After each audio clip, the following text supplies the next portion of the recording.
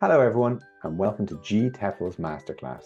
My name's David Byrne, and I'm speaking about managing differentiation in the age of AI. Now, differentiation is nothing new in the classroom. Every class around the world, regardless of what you're studying, has students with spiky profiles, different strengths and weaknesses, different levels.